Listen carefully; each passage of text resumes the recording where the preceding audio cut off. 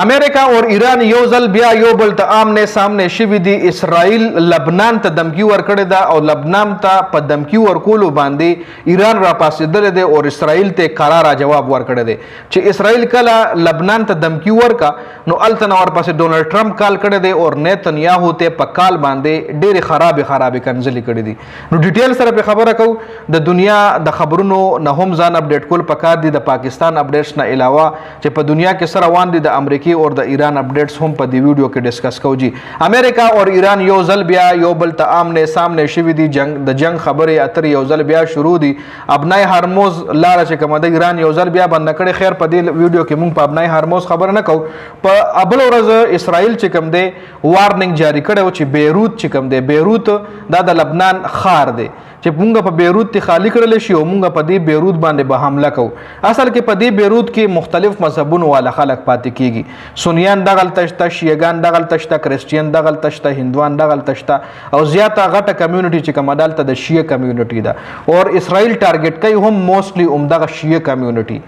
نو اسرائیل ویلي چې زه په بیروت باندې بم غورځوم چې بیا سعودي عرب هم د اسرائیل د دې بیان خلاف مذمت جاری کړی چې اسرائیل داسې قسم بیان نو جاری کول پکال.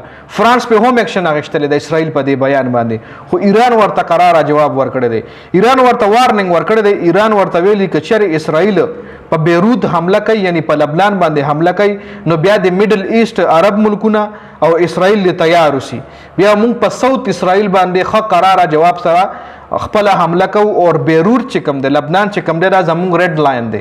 که دا ریډ لاین تاسو کراس کو نو بیا موږ ته هم تیار اوسئ. چې کله ایران اسرائیل ته دا دمکی ورکا نو ډونلډ ټرمپ بیا نیتنیاهو ته کال کړی دی او په کال کې یو بل ته نه خو خیر ډونلډ ټرمپ چې کوم دی هغه نیتنیاهو ته ډېرې خرابې کنځلې کړي چې چونکې په دې ویډیو کې ما به در سره شریک کړی خو زما خیال او فاکینګ مکینګ او کریزی مین او داسې قسم الفاظ پکې ډېر زیات استعمال شوي دي. نو زه مناسبه نه ګڼم چې په دې ویډیو کې په هغه کنځلو باندې زه ډسکشن وکړم. خو ټرمپ چې کوم دی د نیتنیاهو ته ډېرې ښه کنځلې کړي دي چې ته ولې د دې نه وړې، ته ولې لبنان ته، ته ولې بیروت ته دمکیانې ورکې.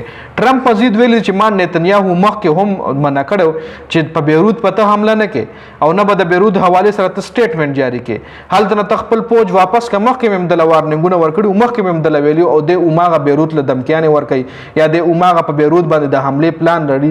نو ټرمپ چې کوم دی نیتنیاهو ته ښه کری سنو کړي دي او ټرمپ دا بیان هم جاری کړی دی چې دله مخکې ما ویلو چې ته به دا خبرې نه کې په بیروت باندې په لبنان باندې به ته د حملې خبرې نه کې. اصل کې لبنان چې کوم دی دا د میډل ایسټ د عرب ملک دی، عرب ملک ته اور عرب ملک باندې چې کله هم مطلب ساټیک کیږي مسلم کنټری کې راځي نو بیا خامخا نور عرب ملکونو هم په د اسرائیل په دې بیان باندې خپل چې کم د هغې غوسه وه یا کم مذمت و هغې جاری کړی و. نو په دې ویډیو کې دا اپډیټس و دې حوالې سره ستاسو سره یې ده کمنټ لازمي وکړئ.